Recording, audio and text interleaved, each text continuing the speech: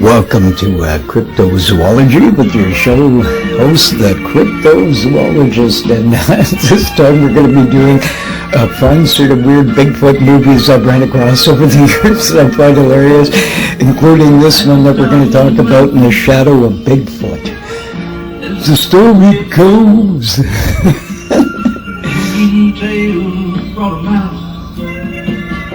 The Sasquatch goes...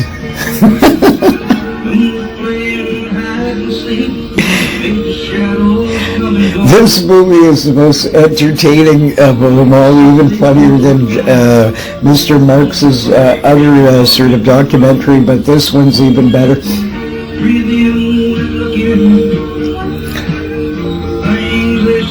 I wish somebody actually had the full cut of this. I wonder if this guy ever did this in a bar someplace, the whole song. Because it's actually excellent. He does a couple of them in here that are quite catchy. They're entertaining. Great voice.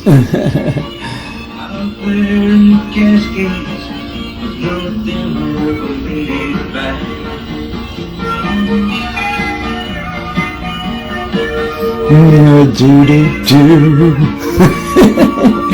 Oh!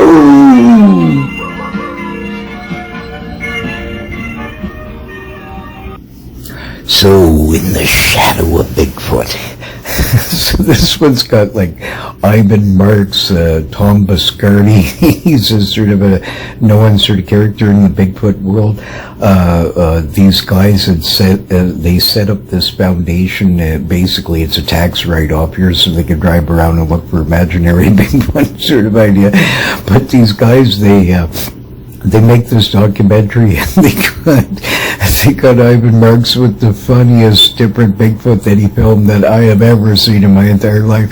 I mean, this guy, like, even though, again, you know, I'm not going to comment on the validity of these guys' but if you want to see massive entertainment, there is some true things that is said in there. Even there's a story about a lake monster in there, and this guy uses his canoe with a big barrel and a giant fishing hook, and the monster, you know, took it away, sort of thing, the old standard story that you get all over the place. I'm actually even a witness of that ages ago. That's in the book about watching a sort of tree being ripped right out. It's sort of so interesting with that old handline sort of thing. So there is some sort of truth to these things slightly, but there's all kinds of stuff in there. But when this Bigfoot comes out at one point in the snow and he starts grunting and stuff, this is the funniest thing I've ever seen. Like, I mean, this is the first time I've been able to laugh, so I thank my old friend there, Mr. Ivan Marks, for providing me with the sort of entertainment I needed to be able to laugh again for 5 seconds, because I'm telling you, this movie is right up there with the that you can get. The next one we'll go on about actually is the Bogey Creek Monster. That one, there was a couple of them made. I think there's like up to Bogey Creek 3 now, or whatever it was. But anyway, it's based on the sort of Bogey Creek legend there, with this crazy 3-toed Bigfoot and different things, and it's pretty entertaining. It's the worst sort of acting you could humanly get. I think they actually used real people that they just interviewed and stuff. And I mean, the whole thing is like, I was standing by the creek and a big hairy man went roll like this, stuff like this. Or even in the previous sort of one, there's a hilarious, as I mentioned, In the Shadow of Bigfoot, this a documentary that I saw. I think I actually saw it at a drive-in when it first came out, or something like this. I'm trying to remember. It was so long ago the first time, but I saw it when it first came out, and then I just ran across this here.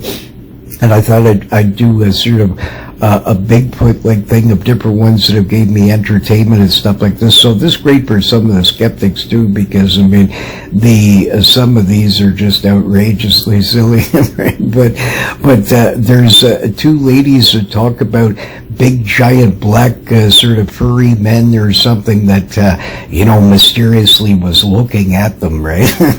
This kind of stuff. Like, so I mean, it sounds like a couple of them there were probably a bit lonely, looking for a date or something.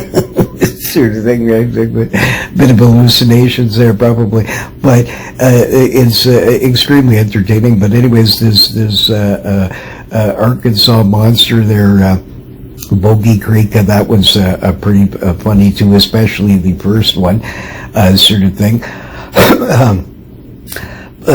Another one that is absolutely hilarious if you're in tears and you want to see something super funny that might cheer you up and give you a few laughs is there's what is it called, the Terror of Bigfoot or something like this. I can't think of it a second, but it's you just look up Danny Bonaducci from the Brady, not the Brady Bunch, the Partridge Family, and Greg Brady from the Brady Bunch, and look this up.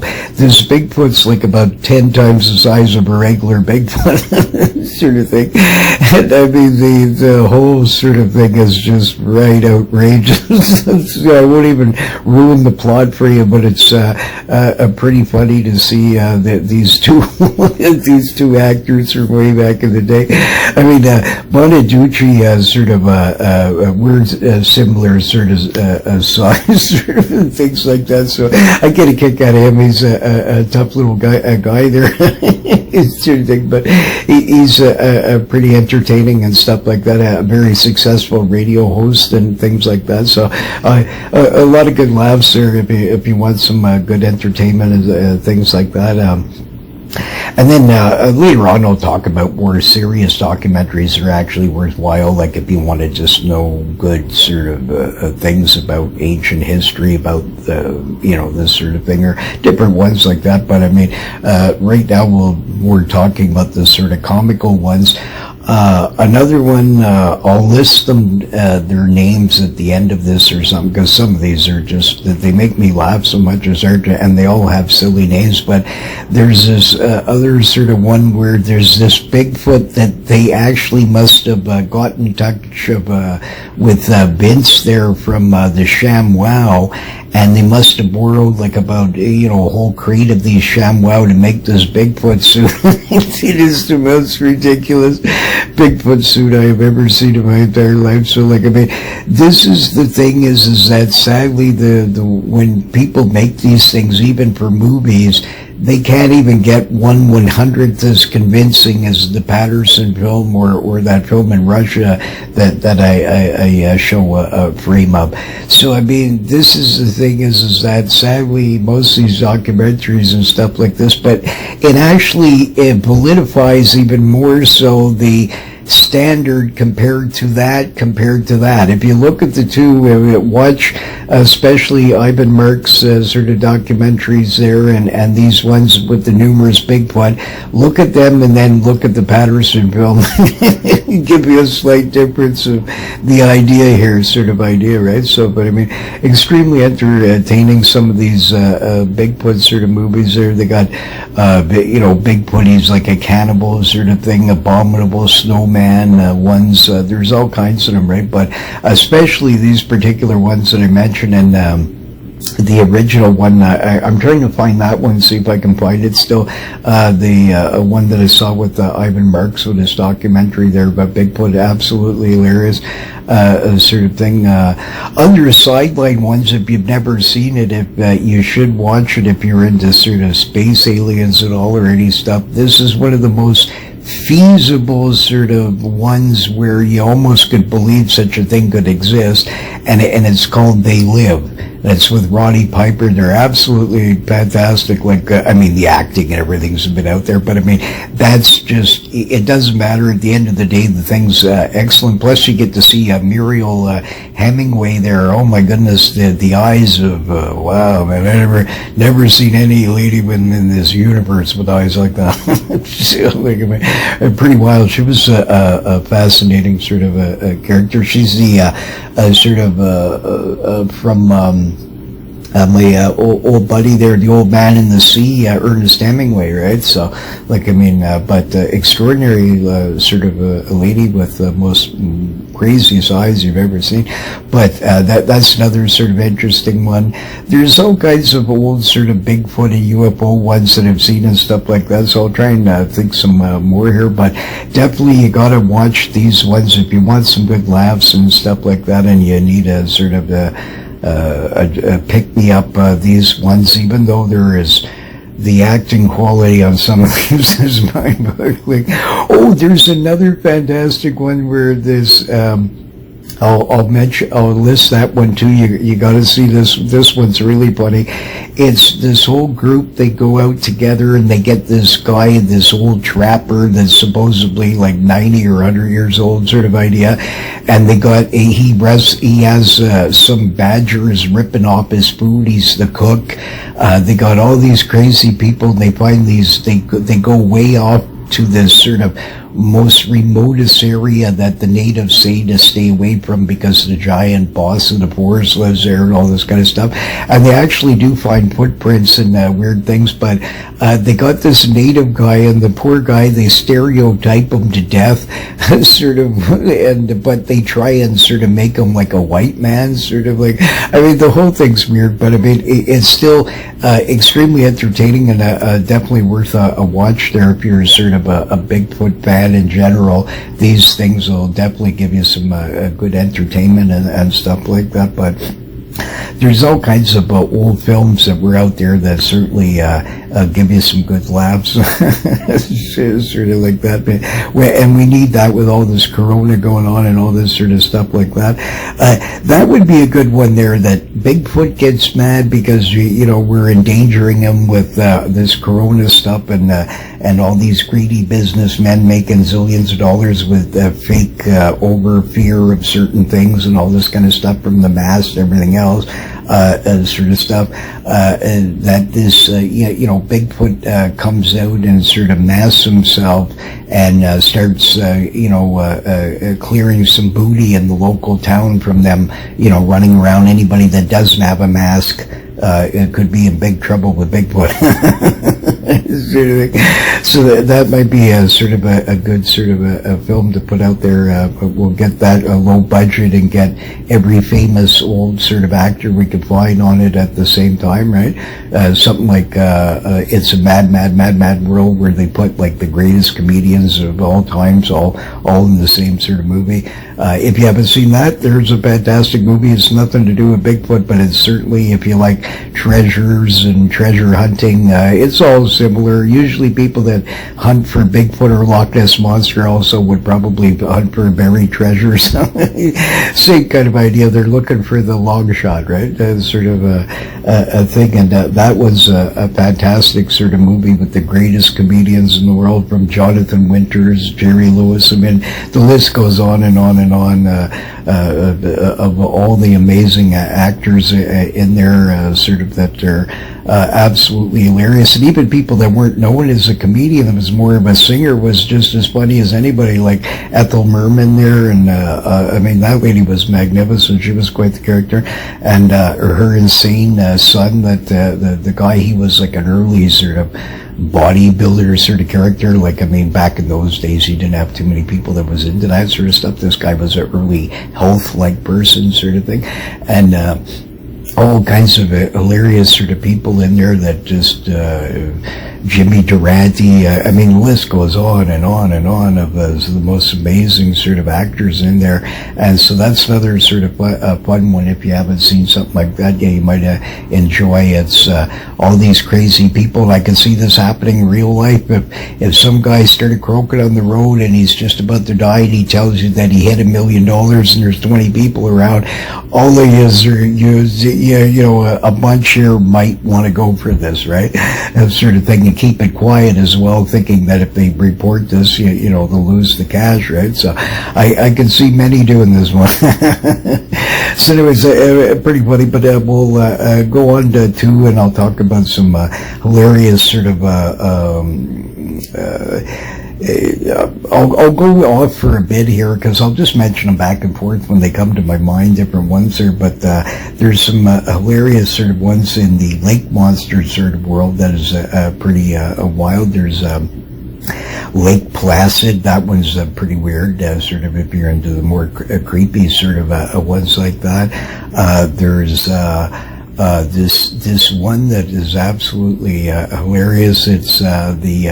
It's called Blood Hook, and it's this giant muskie that this guy starts feeding in a pool, and he runs out of food, so the local inhabitants start becoming the sort of prey for this giant muskie, and this crazy guy will sort of cast out his giant muskie lures and hook into people. It's the most silliest thing ever, but it is if you take it at the comical level that it's supposed to be, and not sort of like the gruesome that somebody actually would do that, then you'll enjoy it. Sort of it's pretty out there, and the acting abilities of these people is mind-bogglingly bad. But sort of, there's that one. There's these piranha-like ones there where they're in a freshwater lake and start eating up everybody in sight. There's all kinds of those around, and stuff like that. And Revenge of the Loch Ness Monster. There's all kinds of them out there, but I mean, some of these are pretty funny, and this is why the skeptical world exists, because of this blasting of these ridiculous documentaries that they had over the ages, putting in the most silliest suits in the universe and this sorts of stuff in them. All these kinds of things has sort of also kibosh the serious sort of aspect of Sasquatch. But I mean, you gotta have sort of I can see why people want to have some fun, and some of these lake monster to Bigfoot sort of movies there are pretty entertaining. So and also other ones like that are in this sort of similar range, sort of weird sort of urban like monsters, pig people, or different ones, right? So there's quite a few of them out there. But anyways, I'll think of some more here. So, folks, we'll get talking about some of these unusual cryptids from Madagascar. Well, hang on, we're back into this again. Then a giant man.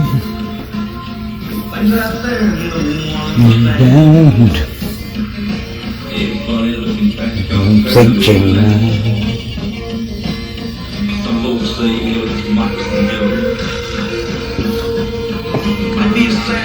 And I don't know.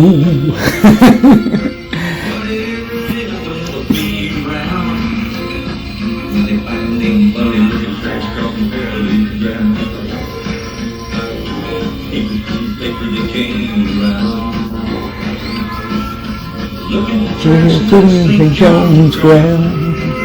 That's where I was looking right through the same sort of areas Ivan's doing.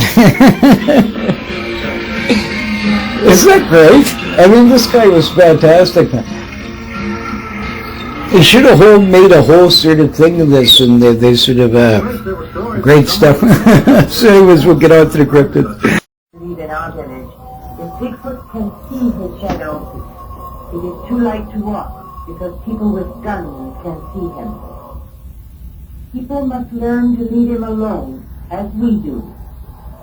Maybe someday he can enjoy the warm Arctic sun and learn to live with his shadow. Folks, I'm not laughing at the... Bigfoot will be free, and our village will be happy. That her words were quite wise, actually, but the Bigfoot that's in this hilarious Simon Marks... I have never in my entire life seen anything as funny of a Bigfoot as this dude. So what we're going to be talking about next here is actual Bigfoot hunting itself. it seems to me I'm researching and watching, and I'm not knocking a single, I mean, try out anything, sure, then why not? I mean, how does anybody really know? But I can tell you these things. I only have tried once to trap a sort of a water sort of beast, sort of little thing, like a little cryptid, and I was successful in doing it in a one-shot, one out of one, because I thought about it a long time. I got volunteers. We sat around with cameras behind bushes for ages, and we made the old box trap. This creature was very small, so he's like a little mini river monster sort of thing, but he's really a land creature, but they live right at the edges of it, and they do catch fish and other sorts of things, moles, and they'll eat and stuff like this. And I've noticed over the ages that you got, even with trap cameras all over the place and different stuff like this, very few of these have any sort of credibility. And so, again, this creature is sort of like, if they're wild humans or partial, a bit of both, or whatever it really is at the end of the day, there is way less of them than probably what people think. There probably sort of a lot of sightings could be even from the same individual or two that you're seeing over a decade span in different areas that they may walk around like any other human would, right? So there's a lot to it. There's certain areas, obviously, that probably might have some more of them, right? The further away it is out in the wilderness, and further from any sort of like native tribes, any sort of groups that's around it, where it's been left alone since time began, and it's got caving systems in the right forests and rivers and all those kinds of stuff that a creature would require to live, different bushes, different sorts of foods and berries throughout the season. This is a silly thing from skeptics. I've heard, the creature can survive. What a joke. I mean, my God, you got moose over 2,000 pounds sometimes, a giant sort of sturgeon in the old days, and lake sturgeon would get like 14, 15 feet, some of them are recorded and stuff like this. And I mean, these creatures sometimes would live in a small river, and they get into a little lake sometimes. There's old records you can find of giant monster ones caught even in small ponds occasionally, because they swim up massive ages of rivers and different places and then get into it, right? So, in these sort of things, any sort of large creature easily could probably find lots of food around in these places.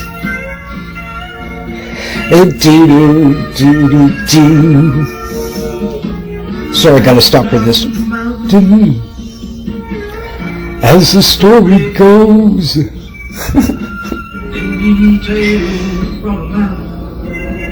Home the Sasquatch goes.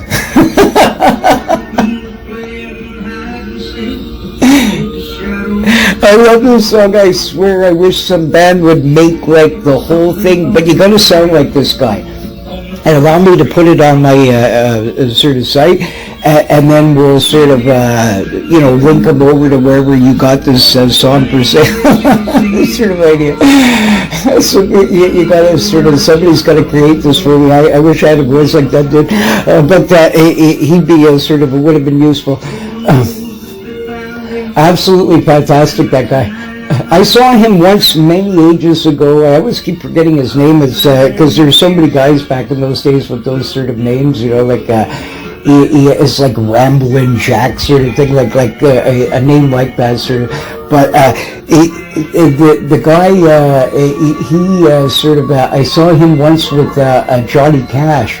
And they were fantastic. So this guy was really good. But extremely entertaining. But anyways, we'll get back to the. One of the most prominent biologists. We'll get back to the Bigfoot catching here. Is that in the past they actually have been caught, as I mentioned on different sort of shows. There's all kinds of historic records of everybody from armies to different ones that have been able to successfully do this. A lot of times it was by chance, though. They didn't actually work sitting there waiting to catch this monster sort of idea, right? So these are sort of things. I'm going to have to stop my buddy here because it'll be too hard to concentrate there with this constant things in the background. But some of the stuff is so funny. That has got to be my favorite sort of one I've ever sort of seen. like as far as that sort of stuff goes, you can't be, as far as entertaining laughs. And his original one there too, the other one, The Legend of Bigfoot. There's even one I haven't seen yet. Apparently there's like a sort of a digitized where they enhanced it and everything. It's be even more funny.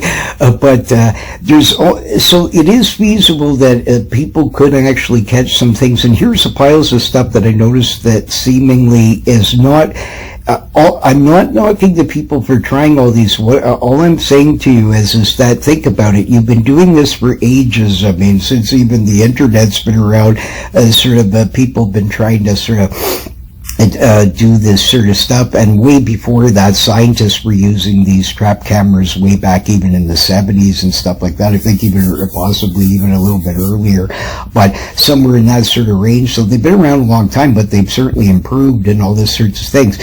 The problem is let's say it really is wild humans occasionally. They may be able to smell these things right away. They can smell that other humans are around. How they can smell through that stench is amazing, but let's say that they can, or somehow can sense that you've been around. They're smart. They're a person, just like I would be looking through the woods and stuff. I'm looking for things in the ground. Did somebody step here? Like different things, like a tracker would, right? So you sort of like, I could certainly see that a creature like that would get more in tune with these sorts of things.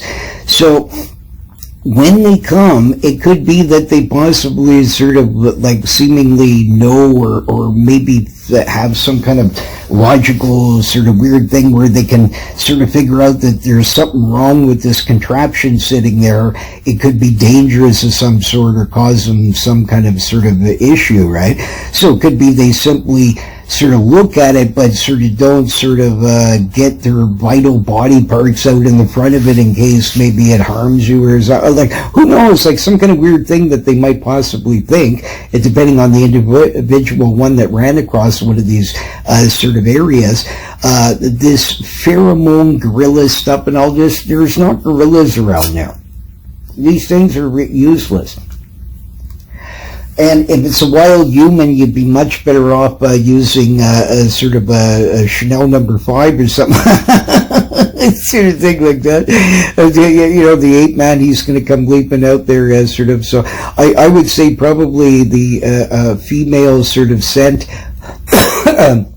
would possibly, you know, if it's, I don't know, like some kind of sort of where it's like a pheromone like sort of thing like that. But like maybe possibly in a sort of romantic like sort of, I know it's weird, but I mean, it would be feasible that then this creature might respond in this sort of way, like sort of any big ape man guy lonely in a cave, sees some cutie pie going by, he might respond the same, right? So like, I mean, this is feasible that sort of thing. But the problem is that I've thought of a lot of things here. Is it not better to find a place that has lots of historic sightings, guaranteed that for the last like 200 years or sort of occasionally somebody sees ones on a certain mountain range or whatever? Okay, so now you got a sort of that probably some one or two is floating around in there. So the thing is that people, if they got all this budget to do these shows and all these kinds of stuff like that, you can certainly afford more cameras. So why not do a longer sort of project like shows where you're actually sort of reviewing the things that you get every night off of these trap cameras, but you make it impossible that some creature could hide itself by putting trap cameras in the same spot at different angles and stuff like that. So it's impossible now that the creature won't be caught on film somehow. Okay, so that this is like a major thing that needs to be done. Also, you need to sort of isolate and find area that there's no other water system around for quite some time that has reports. If you got these two things and then you got a small river there, a creek or a lake or something that would sort of like this, all creatures need water. Now, I'd imagine in some of these caving systems there might be underground streams. Maybe that's why they're not. They might occasionally go by the stream and need to get it. But this is one of my suspects. Is why you don't see more of them around watering holes. There's lots of reports, but you would think that the creature in some areas would need sort of, and I'll call it a creature, wild man, whatever, right? Like the bottom line is whatever variant that it is locally there, that sort of, if they have in their cave systems underground streams, sort of pools, whatever, right? Like these kinds of things, that's very feasible. There's zillions of underground rivers with unknown species, of fish to science to all kinds of stuff. There was a case over in Australia where these sharks went up like over 1,000 miles through an underground river and landed in a pond way out in the middle of a sort of desert. So all you see is this little oasis pond. There's nothing else, no sort of river that can go and feed into it. But way underground this thing, there's a small subterranean sort of river that goes all the way through and leads finally to the ocean. And these crazy sharks swam up at, and some guy went for a swim, and they came up and nailed the dude and killed him. And then when divers went down there, they found all kinds of them. And this is in a dinky little pond. So again, if it's some skeptic, I'm sure if I said a story, there's a little pond out in the desert and it's got these killer man-eating sharks in it, people would laugh at this, but all 100% true. And this is the sort of fascinating sort of stuff like that. So it's important either that this area has caving systems. People need to much more start monitoring, especially remote sort of caves and sort of places that are very inaccessible and things like this. You put camera traps on the front exits, back, you study it, you sort of take time, and even if the creature sort of saw you going around them, eventually they're going to have to use it again. So once you're out of there and now you've got some kind of solar sort of cameras that can go around the clock all the time, they'll send you feeds and sort of like, and they can be where you only have to go by so many months or whatever to sort of maintain these, and this would be a much more sort of a proper sort of way of doing it, and also monitoring around, like I said, isolated rivers, a lake, pond, whatever it is, that there's no water for, like, you know, preferably even like 100 miles sort of idea. The farther away the better. And then if there's no sort of other things but very thick forest, and there's old reports to new, this is a good sort of location, because now you have sort of where this creature probably eventually is going to have to come by this pond and need a drink, you know. So these are things like that. Using apples and all these weird things, these things are ridiculous, mostly done by sort of, it's not like even if there's some kind of Bigfoot monster is hiding behind the tree and he likes playing games and stealing an apple, you're still not getting anywhere. You're not getting anything on film. You're not doing anything. You're not making any kumbaya with him. All this stuff is, this guy's watching you. He sees what you're sort of doing. They can probably see way better than we can in general, because of sort of just being climatic. You know, all these things you might need, humans would quickly sort of be able to sort of do this. In fact, in that book there, in the second one, that mentions all kinds of things like this, where wild people were known to have left the village, and within several decades it turned very, very different. Completely now covered with hair. Okay?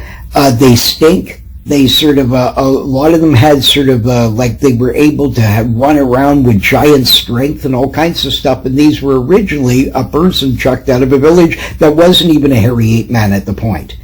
So it's very feasible that sort of any sort of wild humans, especially the ones that have been around for hundreds or thousands of years in a certain region, sort of where just this miniature population exists, these sort of ones would be the most toughest, the badasses of them all, and probably be able to really sort of evade people even sort of better in a lot of ways. And the thing is that it would be possible to trap one of these things with old sort of standard methods, like you always see those nets there, scooping up with the net traps. A right-sized one with the right sort of stuff, and left for 5 million years, and you grow bushes around these things.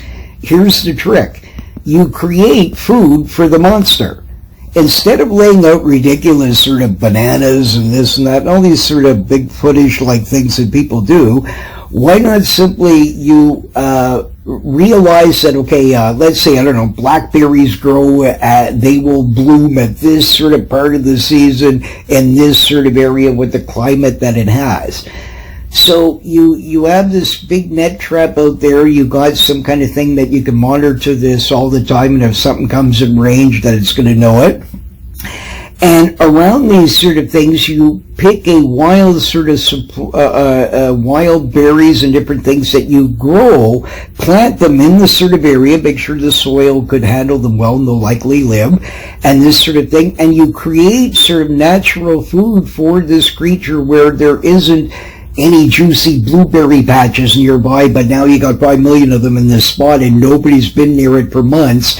This is now, he's going to smell this. He doesn't smell any sort of human scent anymore laying around, all this sort of stuff like that. You're at least going to get some decent camera shots here and films and different things that you would require to sort of make a more convincing case for this sort of creature like that, right? So these sort of things, this knocking on wood and the yelping, even if the Bigfoot, they must be laughing in the background saying, look at these stupid idiots here hammering out in the middle of the woods going ooh, ooh, ooh, like this. They acting more silly than we are, right? Like, they would know, they're not. People keep listening to the professor too much and they believe that ancient man was some kind of retard. It's not the case. We've always had the same kind of mind since day one, and it just all is by how inquisitive the human being is born, and 5 million things. So one guy's going to be much more crafty than the next, you know. Some guys are like, oh, like this, you know, but then other people are very swift, right? It's all sort of like that, and it always worked this way. I'm sure ancient cavemen, probably the first ones after a flood, if some of them survived and stuff like that, of course, they forgot all this information and they're more wild, but I'm sure some of them were quite crafty and came up with different sorts of things. It's all these things are very feasible with human to ape-like sort of things because all of them have high intelligence and would be able to do all these sorts of things, right? So just keep that in mind. I mean, it's not like I said, an orangutan, just a new species last year. I mean, you know, there's one lady, she was responsible for finding, I think, 6 or 7 different kinds, and just scientists the same thing. And there's this guy that I saw there recently. He thinks like what a proper scientist should. He's not just believing that, oh, because some guy said something extinct. You need to sort of really thoroughly sort of, although I don't agree with him, he wrote off the Great Auk. There's still sightings. There's many other islands off the Aleutians where it's nearby that there's still sightings of these things. So I think he's doing them a disservice by writing it off just because he didn't find it that one time. He's gotten lucky and found some, and a lot more than most have, and that sort of thing like that. So that guy's, I bet he analyzes like I would the location of where they've been reported in the past, what is the most likely sort of, what's their sort of habitat that they would require to sort of live on, and break it down every part. And then this guy has the equipment like I wish I had, where I had 10 zillion camera traps. I would be doing these things and go in these sort of areas and prove this Ibu Gogo and different ones out there. The Ibu Gogo himself on that particular island of Flores may be sort of gone. That's possible. There's very few reports in modern times, but for sure they're the same creature on the same islands all around there, same little dudes, right, and dudettes. So they exist at least on some of the islands, still guaranteed of that. But I mean, they found their fossils. These people were hallucinating. Everything the native told you they look like, they find them. So, just because, like I said, some guy finds a group of them in a cave that's 5,000 years old or 10,000 or 2,000 or whatever, right? Like, it doesn't matter. That has no relevance that another cave 20 feet away couldn't have a whole group of them still alive. I mean, that's a silly presumption and just presumptions on their part, right? So this guy's a bit smarter where he actually sort of doesn't believe, like, I've never believed, when some guy says extinct, this is even if this Gallant guy ever got one of my shows. This is sort of something that you need to sort of think about, okay? Because if you're writing them off just because you didn't find it, I mean, it's possible you missed one, right? And this is the thing is that nobody could say that they 100% guaranteed that something isn't there, and I'll tell you why. This is a fascinating true story for many decades on a little small river here in the region. I don't even want to say its name because I'm worried some person would sort of, I don't want this creature harmed. There is this story for ages since I was a kid about this giant monster turtle, like a monster of monsters, right? Sort of thing like this. And every single day I fished on there. I cast it around the clock on there, in the exact same spot where this creature was reported. It's only a few hundred yards thing. I watch observantly every day of my life, sort of schools of fish, how they behave, birds, all kinds of stuff. I like watching and looking around. So I'm very observant sort of a person, and I get a kick out of watching all kinds of stuff. When I'm in a mall, that's a different kind of zoo. I get an entertainment there.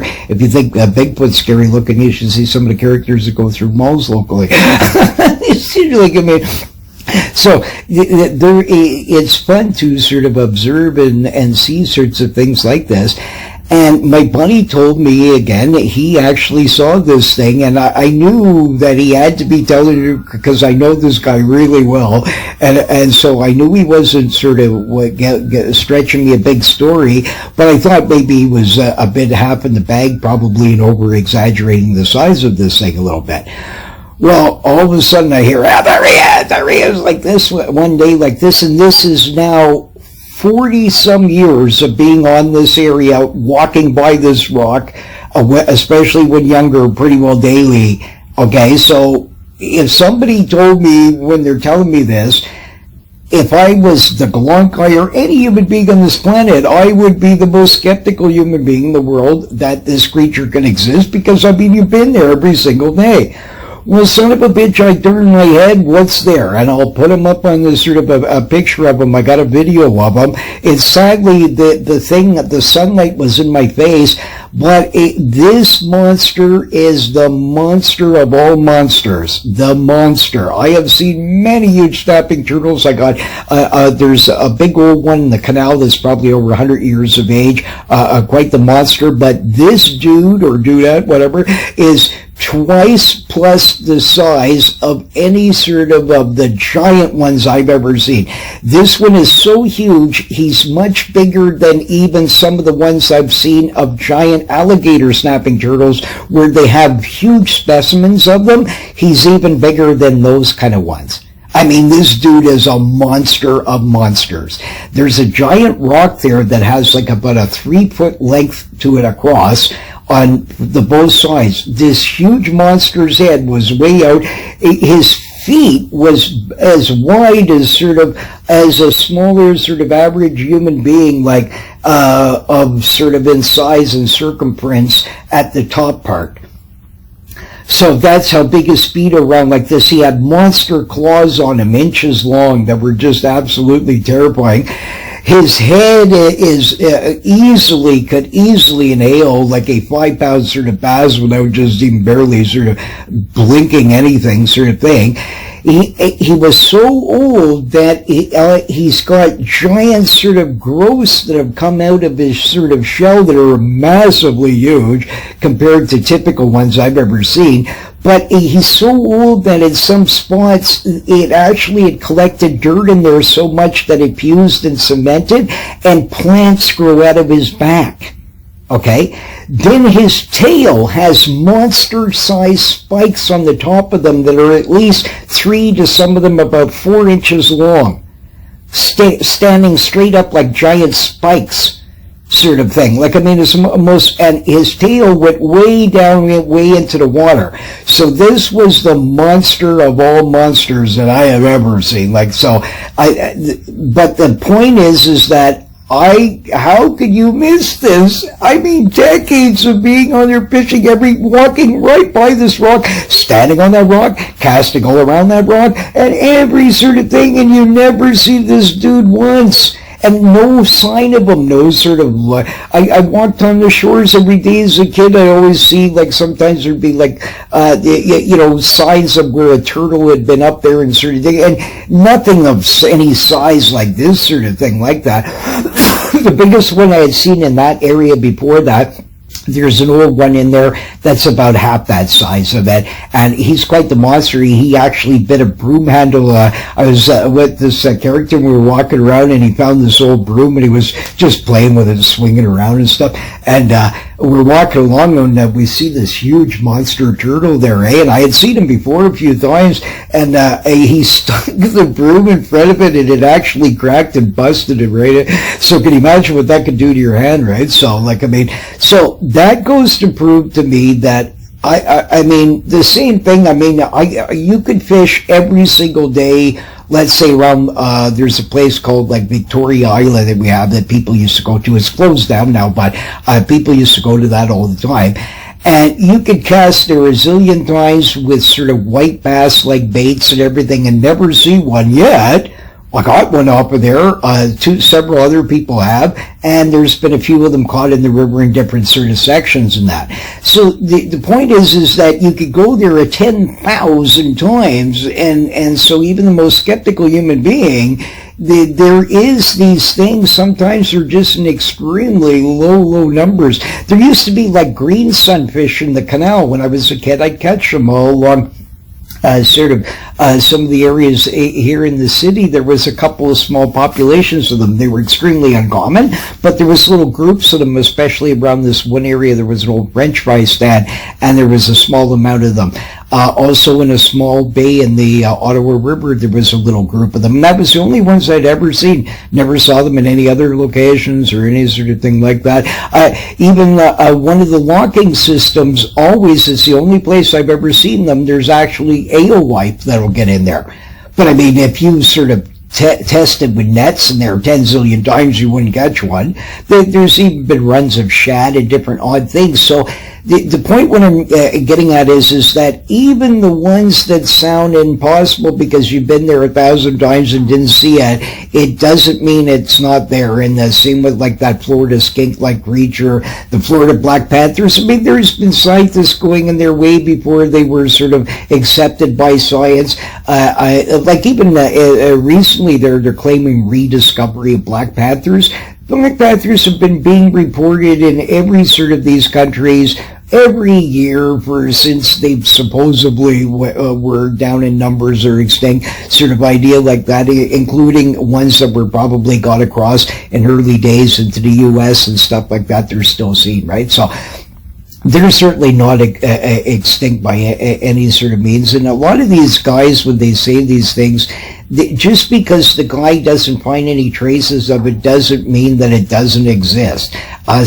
Sometimes you just, you know, with the area you checked, maybe at that time of year, the monster went upstream a mile. Who knows? Like, there's a lot of things, right? So if I was that guy there, if I was him, I'd go back for that great auk again one more time, but try in a different sort of location. There's historic records of them being listed, seen in sort of other sort of spots, and possibly one of them might still have them. I think that creature's probably still alive. There's been a few decent sort of sightings over the ages that you know, at least they did make it up into more modern times. They certainly didn't. The last one wasn't when sort of reported, right? So, and the same with the dodo. A lot of people would think that's fanciful, but I don't at all. There's still sightings on some of these islands of Mauritius and that sort of thing. But what very few people know is that, and this would be a great place for this guy to sort of do one of these. He's got this sort of luck. He's got good luck, this dude, but because even if you have all the knowledge and everything about it, and he's doing it in correct standard ways, this guy's researching where they were last seen. He's looking for, he knows what kind of tracks to look for and all the kind of stuff. This guy's doing it in a logical, scientific way where, yes, there's still always going to, you need a little bit of luck here, but you still have to have done all the preparation for it to get it correct for him to catch one of these sort of things. So he's been able to prove caimans and different ones that were thought extinct to be gone, sort of like that. But that's sort of but if he was sort of up in there, there is many little islands around there, and my suspect is I mean, if you had one Mauritius and the other big island, why, when there's 5 million little islands all around there, sort of like that, why wouldn't some of them have sort of gotten also stranded in around that sort of spot? Or, like, let's say one time big waves came and hit the island pretty bad and some of them got washed out. They might have drifted over to some other island, like, or even people sort of maybe would capture piles of them and then sort of maybe park in a lagoon sometime and want to escape. Who knows, like any kind of sort of crazy thing that would be feasible, that some of these other islands around there would, and I've heard these stories from people that were vacationers and stuff, where they were dropped off on these remote islands that nobody lives on and use, and just to have their own private sort of beach where they can smooch all day sort of thing, run around naked and all that kind of stuff. So these people will do that. And there has been a few of them that have seen sort of dodo-like sort of a bird. So it's intriguing sort of things like that. There could even be other sorts of species. There was a few kinds known, but there could be even, who knows, there could have been some isolated, because there's many islands around there that have never been explored properly or anything like that. So that would be a good one. And if I was him too, even though he doesn't have it, he goes more after ones that were thought just extinct, right?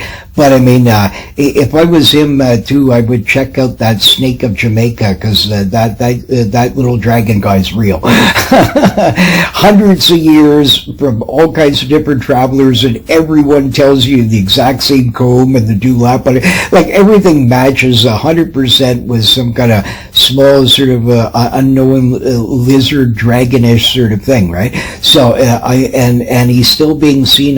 There was a report not back just a few years ago. So I think he's still out there. And also, if I was him, another one that I would certainly bet on is, we'll talk about him a bit, there is the Buru. The Buru, he was already in this sort of region there, and he was successful in finding another one that was thought sort of off the earth. So, who knows, he could go there and possibly be able to be successful, because he's got this sort of backing and money. You need money to do this. Like, I mean, sort of the right sort of people to back you, and you have to think about this and sort of intelligently, like how, and that it's not, you're not going to be able to catch Bigfoot in an hour sort of thing, right? So, but these things are out there, and I mean, this guy is, unlike a lot of these scientists, isn't as close-minded, sort of where the guy looks at the information, he still sees reports, he doesn't think they're all imagination. Just because some scientist guy went out there and he didn't see any or any evidence of them for a few years, and the same with the Glonk guy, even if some he missed, that whatever, it doesn't matter, that doesn't prove they're still not there. Right?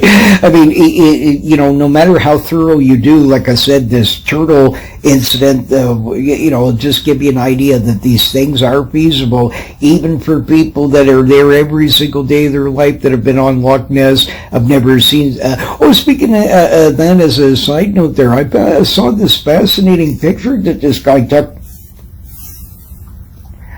of, that's definitely not a wave, and it reminds me extremely much between, it seems more fish-like, or possibly some sort of whale species, even possibly. But It's not clear enough, but it's definitely not a wave. It's a monster, whatever it is. And if it was a Wells catfish, it would have to be like the most gigantic monster, because this thing's pretty huge. Like you can see it up against some rocks on the shore and stuff like this. And I mean, so the guy actually thinks it's a giant catfish, and these things are possible. It could be in such a cooler water like this creature would live a lot longer. I always have suspected that there could be a different species of sort of elves or whales, whichever way you want to pronounce them. But there could be a different sort of species that it maybe actually even gets bigger, that has been always mistaken one for the other. As sort of like some kind of other sort of one where they're even bigger. But when people catch them in the nets, they look so identical that only under real scientific scrutiny would you know one's different from another. There's many species of fish that are quite close to each other, you know, like a red-eye bass compared to a smallmouth bass or things like that. They look very similar and sort of like that, but it's just certain little tiny things about them. You know, the largemouth spotted bass, like, I mean, that they look similar, right? But spotted bass got little teeth on their tongue, right? And things like that. So there's these sort of like, where it would be easy possibly that there might be a rarer sort of species of unknown giant catfish that's out there, sort of, that fits the Wells Elves sort of thing. That's possibly even in Loch Ness that could have sort of be isolated to that lake, even possibly, or other ones like in another lakes where you get similar reports, you know. But whatever, it's actually the sort of more better evidence I've seen of this Loch Ness monster in many moons. And again, the river Ness and these things, it's possible that sea creatures get up these things. So like I said, the Loch Ness monster is many things. He's not just one thing, but that's certainly a very large sort of animal, whatever it is that he photographed there, and it's not a wave. So I don't want to hear from any, because I guarantee it's not a wave. I'm looking at this stuff, and I know that, you know, so, and this guy looks like a very credible sort of witness, and not likely sort of, it looks pretty good. I don't believe it's sort of been tampered with and that sort of thing. So I would say that that's not a bad one, but just to give you an idea out there that there is things out there, and even scientists, guys, look at this Gallant guy. I mean, he found tortoise that wasn't seen for over 100 years, came all kinds of different stuff, because the guy, I would be doing the exact same thing, right? Like I said, I'd like to go to, I wish I was in Borneo right now. I'd be trying to net that, my Borneo dragon there, the mighty Naga. That guy rocks, man. That is the coolest sort of monster I've ever seen, man. He's sort of he's like a crocodile / sort of weird pig monster, right? Like, I mean, this guy is like really the most coolest sort of unusual, creepy, but cute at the same time adorable sort of lake monster, right? So, but even that Gallant guy there, if he had the funding and stuff, of course, this creature isn't accepted by science. But I mean, if he watched it, this guy's been watching nature all his life. I'm sure he would sort of, he probably won't state that because he's worried somebody will, you know, knock his work or something. Probably wouldn't. But I mean, if he was looking at that, he'd probably know in his mind that that's real, and then maybe sort of, you know, be worth giving a shot. Because, like I said, you need people with sort of like money, this sort of backing and the sort of thing to do that, right? But there's that. Or if he wants to chase for the giant frog of the Aputani, he exists. This is the biggest frog in the universe, baby, in the universe. This guy is the King Kong of all King Kongs. He makes Rana Goliath look like Rana Munchkinses. He's the most, like, you know, and this frog is absolutely atrocious size. Their average weight is apparently over 20 kilos. Okay? They're the size of an average sort of smaller child. Absolute monsters. Monsters. monsters. This is the greatest frog in the universe. I would love to sort of, catch this thing. It would be sort of, but it's in the most deadliest sort of, it's quite remote there, the Aputani sort of region, and this tribe that lives there, and they're superstitious of cameras, so this is a problem, right? So you sort of, but if somebody's got cash and you want to sort of pay these dudes to help you along with this, I'm sure that those sort of probably give you their blessing sort of idea if you're helping out the tribe, right? But they don't like cameras and that sort of thing like that. But this creature exists. For sure there's enough sort of random stuff out there that convinces me 100% that this is a real sort of the world's greatest king frog. So he would be the easiest cryptid to catch out of sort of this ones. I mean, you could sort of along these sort of banks have sort of snares with fish on them, sort of things that he might sort of eat, because I mean it's a 5-foot sort of frog here. So I mean that's a monster, right? Like, so something that sort of big, 4 or 5 feet long, sort of in this sort of range, and giant heads on them and that sort of weight, they're gonna probably eat sort of even smaller birds or all kinds of stuff like that. So with the right sort of baits out on sort of banks that they may sort of wallow around in, it's hard to know that if they're a creature that's sort of the ones where they have been spotted, they're usually sitting up on sort of like some kind of bank and sort of sunning themselves like a typical frog would sort of do. But you can't eat these things. A bunch of people eating them actually got sick from eating one of these. So, but they're extremely rare. I don't imagine there's many of them. But I'm telling you, this frog exists, and he's the king. Anyways, him, and there's lots of ones out there that are sort of, like I said, interesting. Where that people with the right funding, if you want to go on higher bet ones, don't waste your time with the Loch Ness Monster, because you can't sort of catch something like that. I would hunt there for a giant eel to prove that giant eels exist in the body of water, sort of thing like that. But even that, you have a long shot, because you have to run across a giant Angola that would be a eunuch of some sort or whatever, or some unknown sort of Angola's like species. But I'm an expert at really getting like huge giant. I've been hunting sturgeon. I booked sharks and all kinds of like. So I'm quite familiar with landing gigantic fish on very light line and all kinds of things like that. So with the proper sort of equipment and size of sort of bait, you analyze the widths proportions of sort of conger eels that get in the 10, 12, 14 foot sort of range, how big their bite radius is and things like that. And I would be using baits that are larger than this, just barely in this sort of range, because this, what I'm looking for is a sort of eel-like creature in the, at least like 12 to 20 foot sort of range here, where you could sort of land this thing, because it's an eel. It's not even a giant one with monster girth to them and everything. Still, out in open deep water and things like that, with the proper sort of equipment, you would be able to sort of tussle with this thing eventually and probably land them, because they have way less weight sort of than what even a giant sturgeon would. And I've landed giant sturgeon on a very light line, even on 2-pound test line.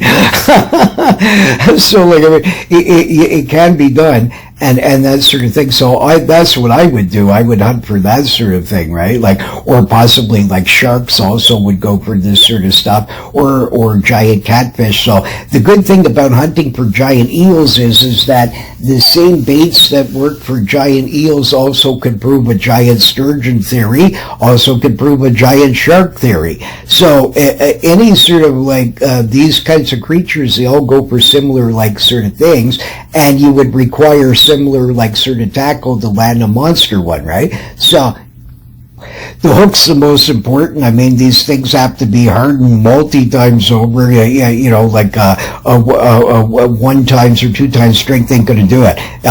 Sort of thing like this. And but you don't want them the size of Jaws hooks either, because their mouths are a certain sort of thing. So there's a lot of thought to it. Also, possibly some of these monster eels may have much more sort of rougher inside mouths and stuff like that. So even the trace leaders and all the things would have to be sort of really analyzed for the type of beast that's being reported in the sort of body of water. Like, how big is this eel possibly, right? Sort of thing. That's what I would be basing it on, and things like that. Like, I'd love to go fish for the crescent lake monster. I 100% guarantee you it exists, and I know what it is. It's a giant sort of eels that get in. It's proven in the Thames River, hundreds of miles upstream, okay, way far from any brackish water or anything, people have landed these and hooked giant eels coming up them. So they can survive in fresh water, and they can certainly go in, and some of them probably do the same sort of behavior and would even be more monstrous size. And this is very feasible. Like I said, these tests that they do on these things really aren't accurate, because you're taking a creature that wasn't expecting himself to go up in the river to acclimate himself, isn't in the mood to do this or anything, and you're trying to introduce him to fresh water to do different tests and stuff. Yeah, you're stressing the creature. He may not be able to sort of adapt to it. But in a natural sort of thing, environment like this creature follows up schools of salmon or whatever it would be, the different things that at certain times of year, any sort of sea monster, giant eel, or any other sort of thing where there's lots of food around, they go up these things. And it's very feasible that they could continue sort of living. I mean, they can, because they sort of can adapt over sort of, they acclimate to the sort of different turbidity in there and the different salinity to it, and then eventually sort of get used to it. So some of them probably over time sort of do this so many times that they actually build a pretty sort of good resistance to this and could survive in fresh water for massive ages. Sharks, like I said, I've collected over 80 species of sharks.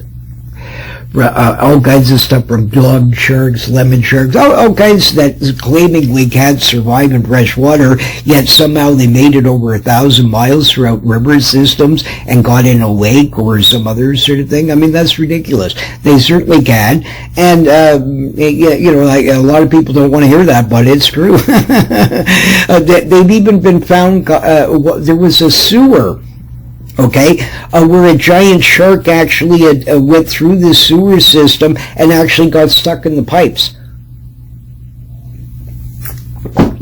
So this thing that even was able to survive through sewers, there was a shark, even though he was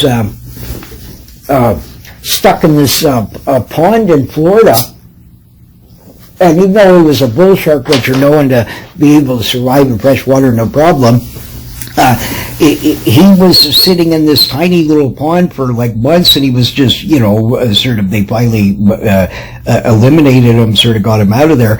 But this, in a tiny little dinky pond, he was surviving. There's been leopard sharks found in sewer mouth entrances and all kinds of stuff, like massive up rivers, where they didn't die because of the sort of they couldn't survive the fresh water. They died because they got trapped in a sort of area or different sort of things like that, from food, lack of food, or different other sort of things. So they didn't die from the shock of the sort of water. So this is just a fake thing that scientists believe, that I guarantee you is not sort of real. I mean, I've been every place from Lake Erie to all over the place. These things have either been filmed, cited from time to time. They're uncommon, but they do exist, and so it is feasible that all kinds of stuff of different shark species can acclimate themselves to the fresh water. As for instance, like even in the St. Lawrence River, this terrified divers. This is way up it's more fresh water there, okay? And here they're going along, and they're in less than 10 feet of water, and all of a sudden there's piles of Greenland sharks there. Okay, so they're sitting in a place that you could be swimming by, and sort of these Greenland sharks have been reported in old days to sometimes get around at least 30 feet. So even bigger than a great white sometimes in some of the reports. So absolute monsters, sort of thing. And they, when I was on the St. Lawrence River one time, it's talked about in the book, I saw something extremely strange in there that sort of matches this sort of thing, which might explain what I saw. But the point is that sharks of different species can sort of tolerate this fresh water much. They just don't, when they do these tests, and many of these tests were done ages ago, and they weren't done properly. You can't just sort of drop a shark from here to, like, it doesn't work that way. You need to track them. You release them near sort of like in brackish water where you know they're not going to die of shock right away, sort of thing like that. And you have lots of food in the sort of freshwater environment that's the river that's pouring into it, and watch and see their behaviors and see how they start going and finally sort of getting acclimated to it. Or catch them around there in the brackish waters where they're more common, and sort of track them and see if they do sort of go up sort of the rivers, and you'll find that they do, some of them. There's been streams like massive hundreds of miles up rivers where they found even shark teeth inside them, and they're fresh. It's suspected that quite a few shark species may actually release their pups in fresh water in different sort of locations. This is another suspect. So, I mean, there's a lot of things out there that is sort of, that the scientific community, they don't want 5 million calls and people worried that Jaws is going to eat them, because Jaws is not going to get you in your local lake, so don't worry about it. Go for a swim. But it's because the odds is like a zillion to one, but there still exists, especially in major river systems, you have a little bit more shot. I've run across some bizarre things in the Ottawa River. Sharks have been found in the Ottawa River. All kinds of sorts of stuff like this, because any of these major river systems can get to the ocean. And any sea monster like beast, dolphin, porpoise. We had a porpoise that was actually caught by an ice fisherman. The poor porpoise died because it froze all over in the area. It was stuck way up the river. And I mean, this is massive, hundreds and hundreds of miles from the ocean, upriver. Right? So, I mean, right even in sort of downtown, like sort of New York and all these sorts of areas, some of these sort of major sort of filthy rivers around there, my goodness, some of them, there's films of sharks, orcas, all kinds of stuff, like way up in the sort of like, so any kind of sort of animals can traverse up major river systems and survive in the fresh water. Many of them, that they might eventually die off because they can't find proper food or whatever it is, but it's not the fresh water that killed them. And this is the mistake, and so scientists don't want 10 million calls, so they're going to deny this no matter what. But the facts are the facts, and there's massive amounts of cases you can find in even old newspapers and reports from the 1700s on about everything from the Black River to different ones where people were attacked by sharks or different things like that, right? So they certainly can do that sort of behavior, some of them. I don't know if all of them can do it, but even get a load of this, a giant basking shark can survive weeks in a creek, way up a small river system, completely in fresh water, and lived in a pool. He didn't die because of any sort of problems with the fresh water or any of that sort of thing. He died because the locals went down and started spearing him.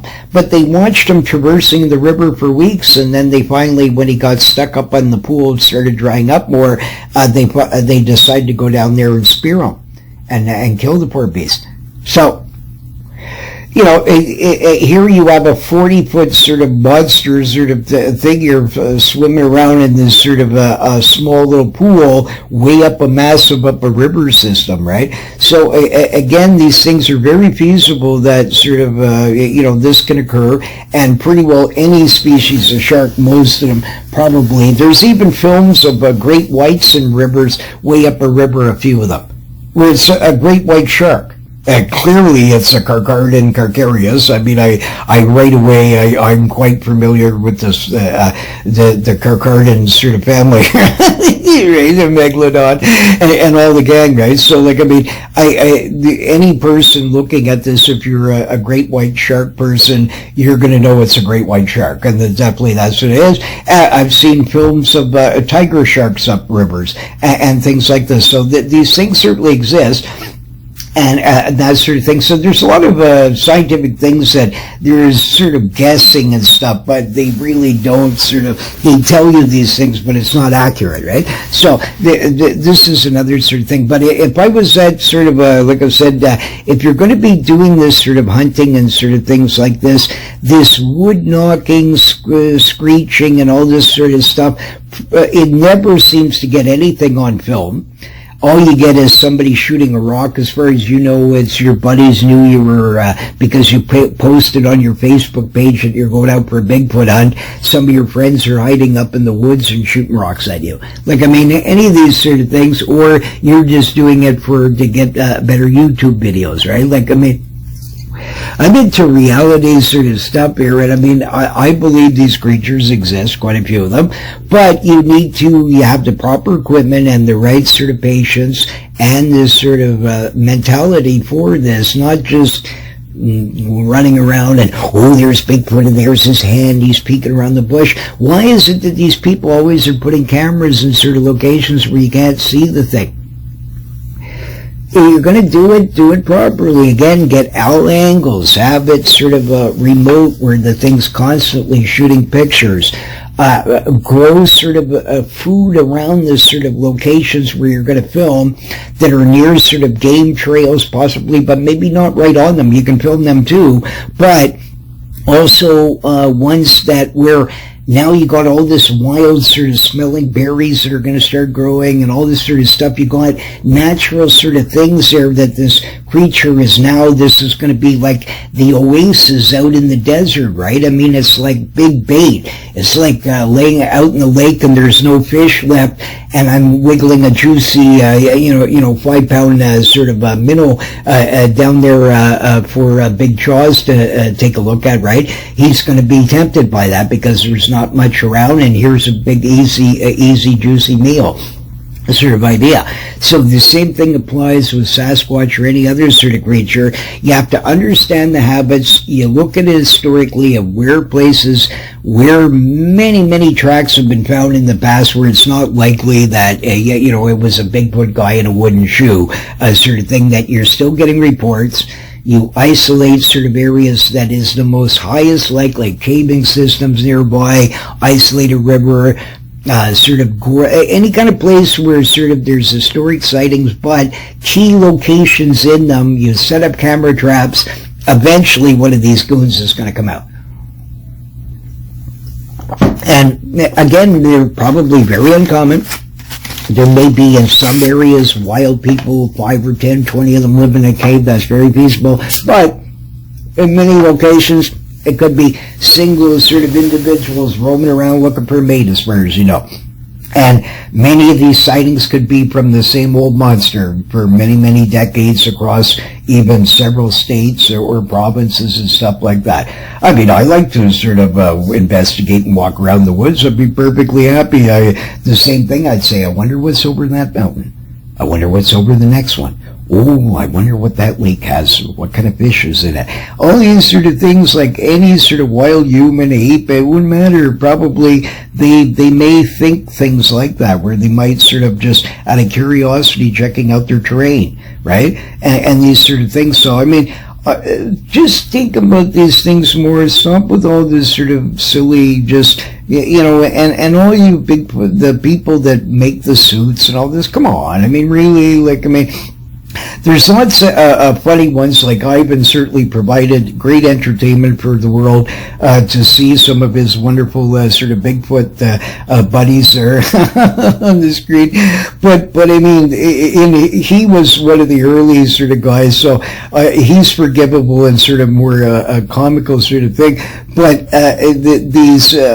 but lots of people in today's sort of time, I mean, they go way out of their way for silly things. There's a guy that claims he's got Bigfoot's head in a freezer and all these kinds of, like, I mean, all these things are ridiculous. I mean, obviously, if you had Bigfoot's head in your freezer, you would sort of say, okay, scientists, you have to agree that once you come and you say, yes, that this is really sort of, well, I'm going to buy this off you for $2 million or whatever, you would negotiate and sort of have all kinds of stuff where guaranteed that these people have to pay you for it. Okay, I would. Like, I mean, this is the whole sort of thing, is that if you had this sort of evidence like that, you just don't hand it over to somebody sort of thing like this, because it would vanish in a second. Guaranteed. Every time you hand over sort of any sort of things like these, they vanished every time. So if you really ever did catch a Bigfoot, for God's sakes, the first thing you do is you invite about 1,000 different reporters, people, all kinds of sort of stuff like this, and say, if I can show you, a legendary creature or whatever, like some kind of thing that where they don't know exactly what it is or whatever, and that if I can 100% prove to you that it's real, then you're going to have to sort of do this for me. You're going to, take 10 zillion photos, this scientist guy, you're going to investigate it, all this sort of stuff. You get it already sort of rigged where this way, when you got the Ibu Gogo and he's sitting there with you inside the cage or whatever, right?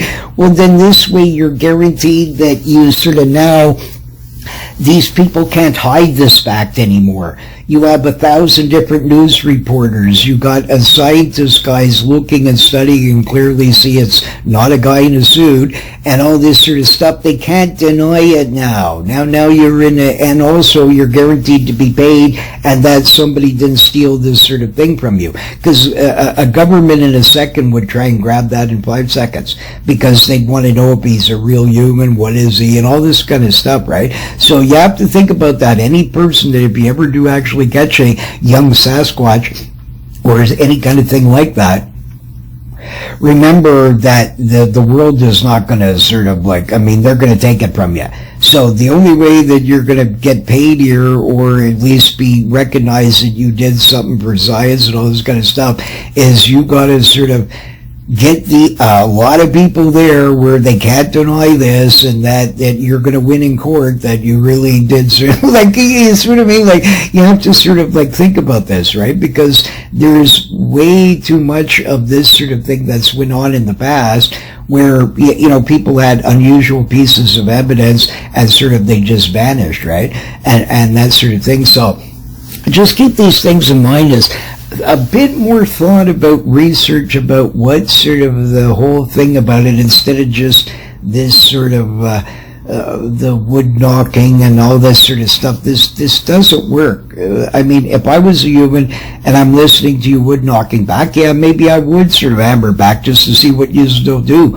And there's maybe 2 or 3 Bigfoot people there, and they're sort of laughing at you, saying, "Hey, look at these idiots are having around." So, like, you don't know how intelligent they are. They must be fairly intelligent because they can still hide from us, right? Sort of thing. So, keep these things in mind, and sort of a bit more historical sort of research in the area. Make sure it's not just a sighting this minute and all that sort of stuff. And this is the other thing. You got these TV shows, and the guy goes every week to a different monster spot. If you actually believed in any of these were real or had ever found any evidence, why would you leave? Obviously, this is one of the locations that this creature may possibly go around from time to time. This is key. If he's went by it once, he might go by it again. He might have some kind of route that he uses, sort of thing like a lot of humans do. They go on a typical walk every day to certain locations or whatever. So it'd be feasible that some of them might behave this way. And if that's the case, then this is sort of a key thing. So you shouldn't be running from sort of like, I mean, each week on some of these shows, the Bigfoot monster guy, he's, attacking people at their chicken coops and all this kind of stuff. And they'll find footprints, they'll hear a roar, but then next week they're going to sort of now Whitehall, New York or something, right? Like, I mean, this, if you're really going to do this, do shows that are sort of like, it's a long-term investment. You're setting up camera traps, and this is your fun show, is the different sort of creatures that you would see. People are still going to watch it anyways. I mean, I'm still going to be happy if a badger comes up on the sort of screen. I'm going to be happy if even a blue jay comes by. It's like, I mean, lots of people love animals, so I don't think that this would sort of, and you just have to be patient and realize that no, there isn't 10 million Bigfoot running around in the forest. There's all these sightings. I mean, most of these really, like I said, a lot of them, I'd say at least bare minimum 50% are completely have no sort of validity to them whatsoever. They're just people that want to get sort of in the Bigfoot craze of today. But otherwise, there is, and then many of them are misidentifications, many of them are many things. But then you got this group, and it's the group. This is the substance that is worthwhile. So, and especially people, these guys that are running out in Bigfoot suits out on highways and stuff, come on, dudes, really? Like, I mean, you're gonna cause some, you know, you got a bunch of ladies or guys there, and they're all boogieing on down, and they want to go camping for the weekend, and they're all talking about beer and who's got the biggest bum and all that kind of stuff. It doesn't matter. They're occupied, and they're not paying attention and stuff like this. You could get yourself killed and ruin their lives and stuff like that at the same thing, or even get them killed, right? So, I mean, use your, I mean, seriously, don't do it in locations like that where it's feasible that, I mean, if you're going to do these silly things, at least there's people everywhere, even on side roads. Do it in some place where it's a bit safer, or where it's not likely there any sort of thing would happen, right? Because if you do these things like that, I mean, you're risking people. Like, I mean, so you shouldn't be doing it at all, of course, but I mean, if you're going to pull a joke like that, at least try and do it in the safest sort of possible manner where people aren't sort of going to lose control of their cars or this kinds of stuff, because this has happened many times, and it's a shame, right? You know, that there was some young ladies that ran over a Bigfoot guy and sort of thing like this. He wanted to promote a Bigfoot of Nebraska or something, or whatever it was. You know, yeah. So this guy was leaping out the highway, sort of, and they scared these girls, and they panicked and started swerving and sort of killed them. So keep these things in mind. But other things that I believe fully that these creatures can smell you.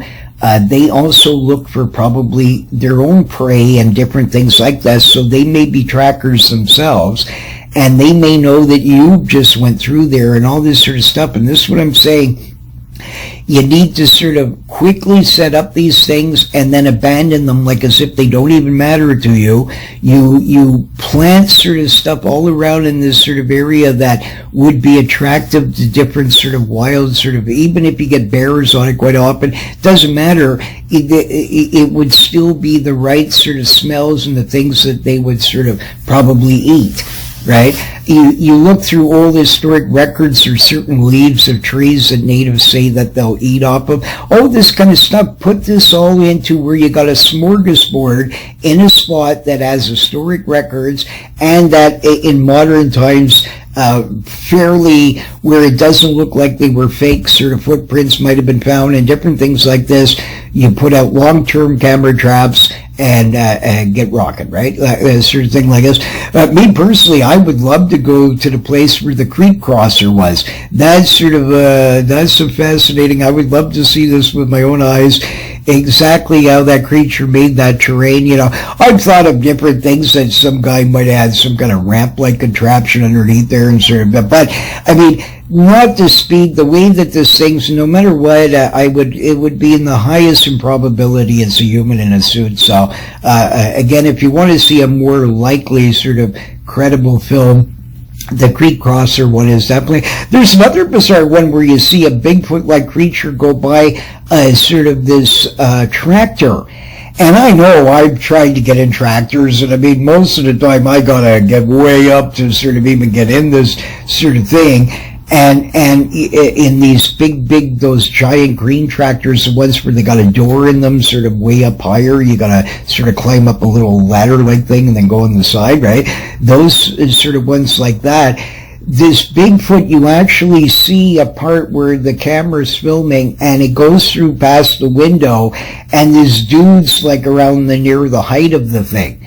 So there's no human being that tall like that. So that's another one, even though it's a shitty sort of one, but it's feasible that could have been faked, but it's certainly sort of worth analyzing anyways, because it doesn't really look that suitish when you first see it for a little bit.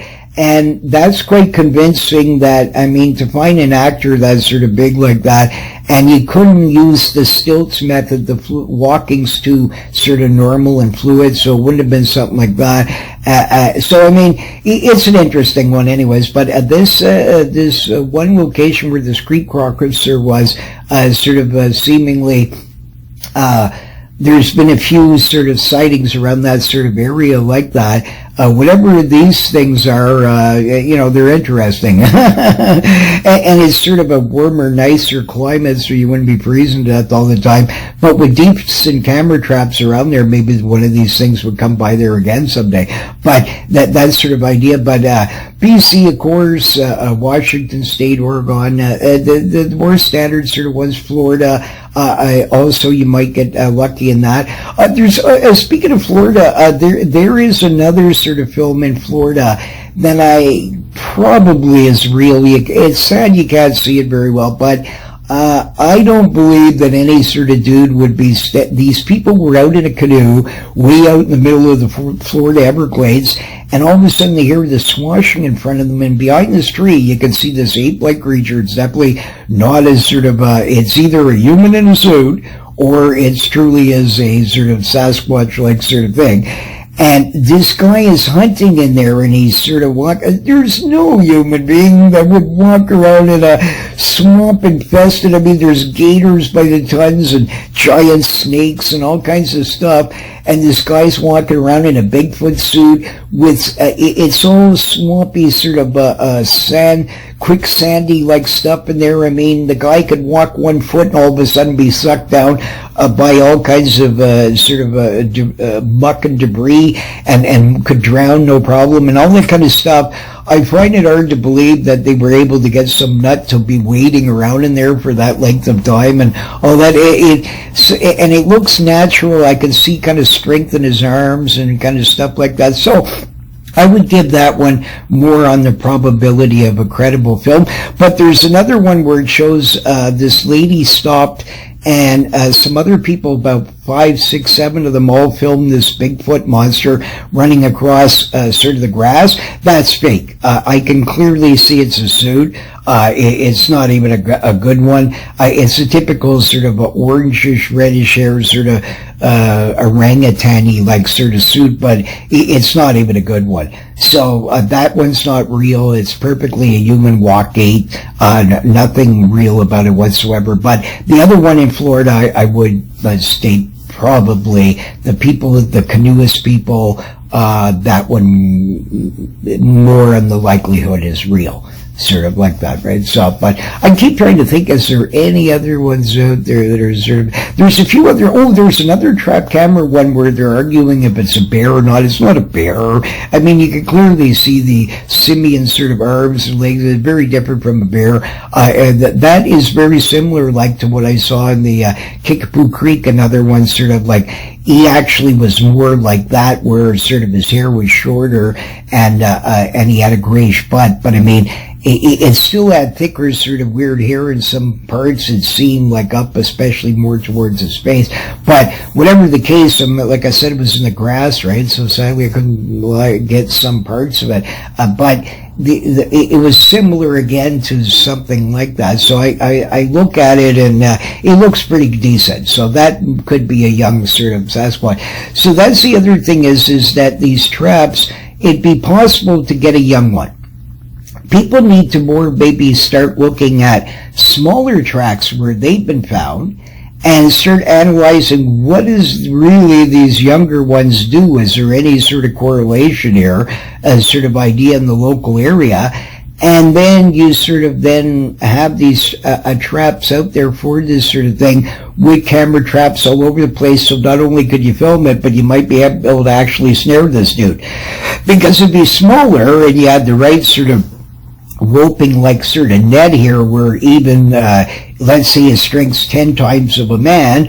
Well, you make sure the netting has this sort of material that it would be able to take 20 times the strength of a man without busting, and sort of thing like that. You analyze all these things, make sure nothing can go wrong. And now you got your baby Bigfoot. Now the world's going to be in shock, and now he's going to be confiscating about 2 seconds from you. So get used to him. Give him a pet in the head. Talk to him, or if it's her, say, "Hi, little lady there. What are you doing? I'm Uncle Gustav, and these Bigfoot people are going to be getting you in a second here, but it was nice knowing you." Or B, let him go, which is probably what I'd want to do. But I'd want to collect some hairs and somehow get blood DNA off of it, some fingernail tissue, and different sort of things where you couldn't kill them, but you might be able to sort of, I don't know, give him a beer sort of where he knocks out a bit, so you'd be able to sort of, take massively close-up sort of photos of all this sort of stuff. And then, of course, some people would still claim it's CGI or whatever, but it wouldn't matter. I would know then at least he's real, and that would be the end of sort of it. Same with the Atacama Desert little people there. I believe one of them could be trapped. You find these caving systems, you put out sort of snares like this, and you wait for these little dudes to come out at night. That's when they come out. All of them were found, every single one, where they had an injury. They didn't die of old age. They died from a strange injury. And I'd imagine a little 6-inch dude, if some bird monster in the middle of the night happened to try and grab at him, he might be able to, maybe he has a little weapon with him or something. Maybe so. This is how they sort of escape from the big bird monster or whatever, right? Like any kind of animal that might be out flying around out in the desert looking for prey. Then they would have died from those sort of reasons, because of an injury after. So, but they do seemingly still maybe possibly exist, and at least there's full proof of them that they did. You got these skeletons, there's quite a few of them, so it's not just one, it's a bunch of them. And every scientist that have tested them, they have cartilage growth in them. They've been aged at 18, 28 years of age, different sort of age groups here. So, and all of them with this same thing where they didn't seemingly die of old age. So this is another one here where possibly a cryptid like that you could catch, and you'd get Minifoot. So if you could prove the little Minifoot guy's real, right, the scientists would be just as shocked by him as the other ones, sort of, right? So whatever the case, some of these things were sure out there. So, but next, so what we'll go on to some other sort of little known cryptids. But this is just an idea, and I'm not knocking any of the researchers. I understand. I would try that to an apple. I'd try anything, because if one thing isn't working, try something else. But I'm just saying that it seems if you're going to try and get it on film, you need to film areas where it's impossible that the creature can sort of duck his head here and that and this, and sort of you have to have sort of the cameras at all sort of angles like that. You need some kind of thing, like maybe even sort of bags with food that could be freeze-dried, dehydrated, whatever, that sort of eventually over a certain amount of time the bag starts to disintegrate and then would release fresh food. Sort of like any kind of idea like this where you can build some kind of weird bounty here, sort of regrowth where this creature would come into it, or even find natural spots like this where there's huge berry areas, whatever, something that the animal would be known to sort of likely eat, and sort of that's unusual in the area, but you have sightings there. This would sort of and then you got a water supply nearby. These things are important. In order for the creature to exist, they have to have these sorts of things, right? So think about that, and plenty more, like the game there and all kinds of stuff. There's a lot of analyzation. So just instead of wasting your money and just getting silly Bigfoot picture where the guy's got a hand or this and that, let's sort of try and do this in a proper sort of fashion, right? And then probably we'll get a way better results, sort of idea. But anyways, next we'll go on about my good buddy, the Buru. So anyways, folks, I can't do the Buru and some of them. We mentioned a bit about it in another segment that I did, but we'll cover these ones next. Tell, only time will tell.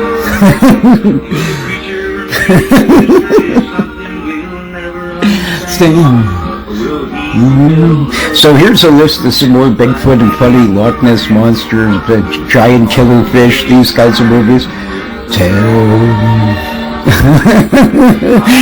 At the end of the movie, the Bigfoot monster, he peeks his head over the mountain and says goodbye to you, sort of thing like that. This is the best movie ever. Thank you, Ivan Marks, again for making me entertained. And the fantastic, amazing Rambling Jack.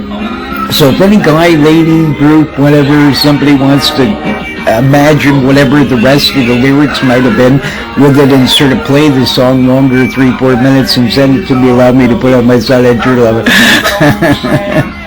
Because this guy was amazing, man. Number man.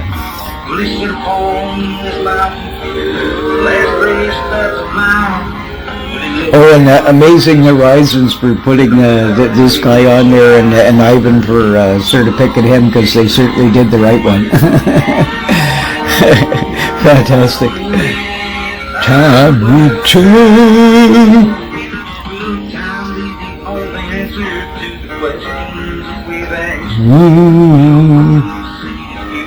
Oh, and the Seminole Indian Council, thank them too for being involved with this and giving the greatest entertaining movie ever been done.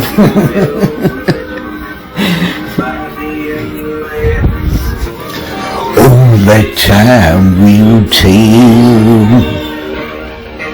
Oh, that Bigfoot smells.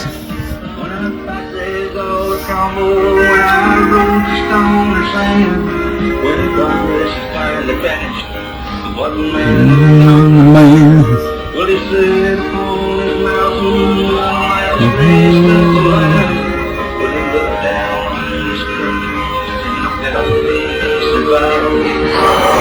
All the time will tell.